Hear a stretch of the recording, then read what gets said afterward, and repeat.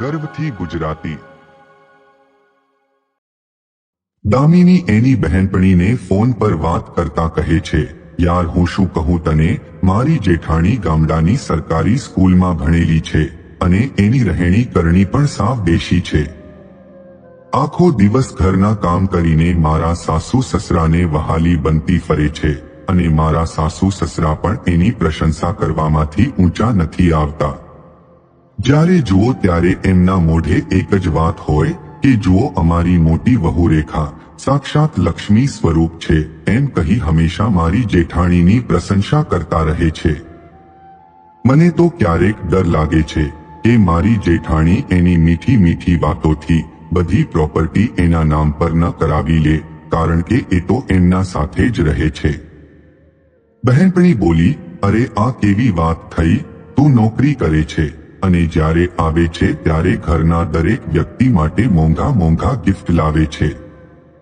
તારી જેઠાણી કરતા તો તું વધારે ચઢિયાતી વહુ ગણાય। તારા સાસુ સસરાને એ બધું નથી દેખાતું જે તું આખા પરિવાર માટે કરે છે। દામિની બોલી, ના યાર, એ લોકોને એ બધું કશું નથી દેખાતું। એકવાર હું મારા સાસુ સસરાને બેંગ્લોર લઈને આવી હતી પણ એ લોકોને અહીં જરાય ન ફાવ્યું। છોડને યાર, એ લોકોને જેમ કરવું હોય તેમ કરે। ચલ હું ફોન મૂકું છું, કરીએ પછી વાત। દામિની અને રેખા દેરાણી જેઠાણી છે। રેખાને ઇંગ્લિશ બોલતા નહોતું ફાવતું પણ થોડું ઘણું વાંચી સમજી લેતી હતી। જ્યારે દામિની શહેરના ઇંગ્લિશ મીડિયમ સ્કૂલમાં ભણેલી હોવાથી સડસડાટ ઇંગ્લિશ બોલતી અને નોકરી પણ કરતી હતી। ઇંગ્લિશ સારું આવડતું હોવાથી દામિની હંમેશા એની જેઠાણી રેખા સામે બડાઈ મારતી કે જાણે ઇંગ્લિશ બોલવું, નોકરી કરવી કોઈ બહુ મોટી વાત હોય અને આ વાત પર દામિની હંમેશા રેખાનો મજાક ઉડાવતી। દામિનીના આવા વર્તન વ્યવહાર પર એના પતિ બીપીને પણ ઘણી વાર એને સમજાવી, પરંતુ એનાથી એને કોઈ ફરક નહોતો પડતો। દામિનીના વાત વાતમાં વ્યંગ કરવો એના સાસુ ચેતનાબેન અને સસરા અશોકભાઈને જરાય પસંદ નહોતું, કારણ કે એ બંને સ્વભાવે ઘણા વ્યવહારિક હતા। સંસ્કૃતમાં ગ્રેજ્યુએટ થઈને અભ્યાસ પૂરો કરનારી રેખાને દામિની જરાક અમથી પણ નહોતી ગમતી। હાલ દામિની થોડા દિવસો માટે એના સાસરે રહેવા આવી હતી। એક દિવસ સાંજના ટાણે ઘરના બધા સભ્યો હાજર હતા। દામિનીની મોટી નણંદ લક્ષા પણ પિયર આવી હતી। દામિનીએ જોયું કે રેખાના હાથમાં અંગ્રેજી પુસ્તક હતું તો બધા વચ્ચે એણે રેખાના હાથમાંથી પુસ્તક લઈ લેતા કહ્યું, રેખા દીદી, આ તમારા હાથમાં અંગ્રેજી પુસ્તક શું કરે છે? ત્યારે રેખા કહે છે, અરે એ તો મીનુનું છે, એ મને કંઈક પૂછવા આવી હતી તો બસ થોડુંક જોઈને એને શીખવવા માટે જ જઈ રહી છું। દામિની વ્યંગ કરતા કહે છે, અરે રેખા દીદી, પહેલા તમે પોતે તો ઇંગ્લિશ બોલતા શીખી લો, પછી તો તમારી મીનુને ભણાવી શકશો, નહીતર બિચારી તમારા જેમ સંસ્કૃતમાં ગ્રેજ્યુએટ થઈને રહી જશે। દામિનીના આવા વ્યંગથી ત્યાં ઉપસ્થિત બધાને ગુસ્સો આવ્યો અને લક્ષ્યાએ કહ્યું, દામિની, આ કોઈ રીત છે તારી જેઠાણી સાથે વાત કરવાની? દામિની વાતો બનાવતા કહે છે, અરે દીદી, તમે તો નાની અમથી વાતમાં ગુસ્સે થઈ ગયા। હું તો એમ કહેવા માંગતી હતી કે ઇંગ્લિશ મીડિયમના બાળકોને જેટલું અંગ્રેજીનું જ્ઞાન હોય છે એટલું ગુજરાતી મીડિયમમાં ભણેલા બાળકોને નથી હોતું। લક્ષ્યાએ કહ્યું, ભાભી, તમારી જાણકારી માટે હું જણાવી દઉં કે મોટા ભાઈ અને હું બંને ગુજરાતી મીડિયમમાં ભણેલા છીએ, છતાં અમને બંનેને ઇંગ્લિશ લખતા અને વાંચતા સારી રીતે આવડે છે। ઇંગ્લિશ આવડવા માટે ઇંગ્લિશ મીડિયમમાં ભણેલા હોવું જરૂરી નથી। અશોકભાઈ કહે છે કે દામિની, કોઈ પણ ભાષા કે વિષયનું જ્ઞાન હોવાનો એ મતલબ નથી કે તમે એના આવેશમાં આવીને સંસ્કાર ભૂલી જાઓ। જે કોઈ પણ આવું કરે છે એ ભણેલા ગણેલા મૂર્ખ ગણાય છે। ઇંગ્લિશ બોલવું કોઈ મોટું કૌશલ્ય નથી અને બુદ્ધિ કોઈ ભાષા પર આધારિત નથી હોતી। કોઈ અભણ વ્યક્તિ પણ થોડા દિવસ કોઈ અંગ્રેજ સાથે રહે તો એ પણ ઇંગ્લિશમાં વાત કરતો થઈ જાય। અને આપણા ભારત દેશમાં સૌથી વધારે હિન્દી ભાષાનો ઉપયોગ થાય છે। અહીં જો કોઈને ઇંગ્લિશ ભાષા ન આવડે તો કોઈ એટલું ધ્યાન નથી આપતું, પણ જો કોઈ વ્યક્તિને હિન્દી કે એની માતૃભાષા ન આવડે કે પછી ફક્ત એની ભાષાનો ઉપયોગ કરનાર વ્યક્તિને કોઈ અભણ સમજે તો એ એવું વિચારનાર વ્યક્તિના વિચારો ખોટા કહેવાય. દામિની કહે છે, પણ પપ્પા, ખોટું ન લગાડતા, પરંતુ હાલના સમયમાં દરેક ઊંચા હોદ્દા પર બેઠેલો વ્યક્તિ કે ઊંચા સ્ટાન્ડર્ડનો વ્યક્તિ ઇંગ્લિશ ભાષા જ બોલે છે. આ બધું કહેવું સરળ છે, પણ એને અપનાવવું ઘણું અઘરું છે. અને પપ્પા, આમ પણ તમે અને મમ્મી તો હંમેશા રેખા દીદીના ગુણગાન કર્યા કરો છો. કેટલી ખુશીથી હું તમને મારા સાથે બેંગ્લોર રહેવા લઈ ગઈ હતી, પરંતુ ખબર નથી પડતી કે તમારું લોકોનું ત્યાં મન કેમ ના લાગ્યું. શું ખબર રેખા દીદીએ એવો તો શું જાદુ કર્યો છે તમારા પર કે તમને હંમેશા એ જ વહાલા લાગે છે.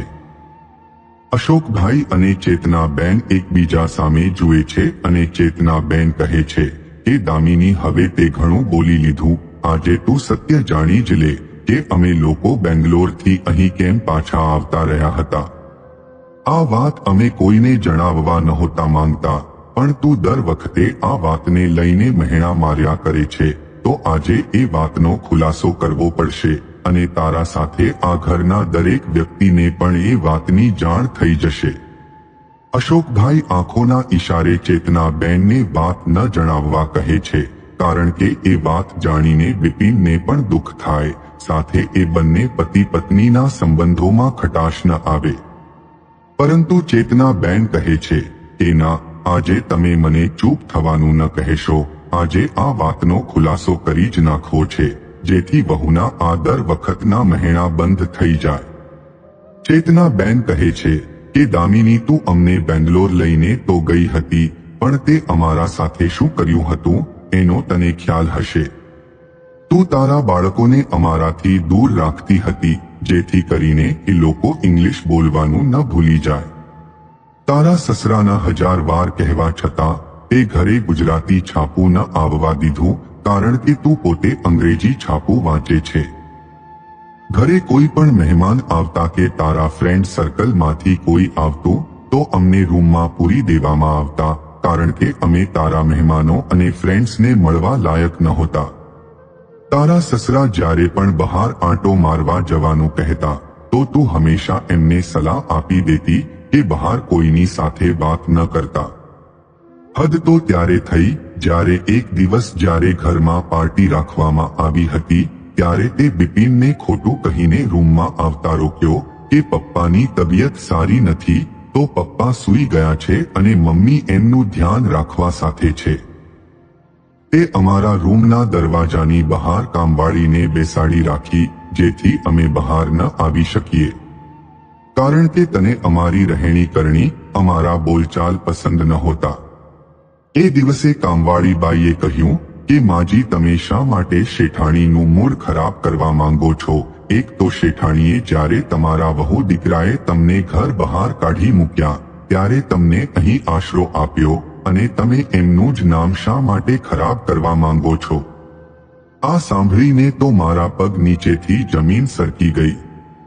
મેં તરત એને પૂછ્યું કે આવું તને કોણે કીધું? તો એણે જવાબ આપ્યો કે મને મારા શેઠાણીએ કહ્યું હતું.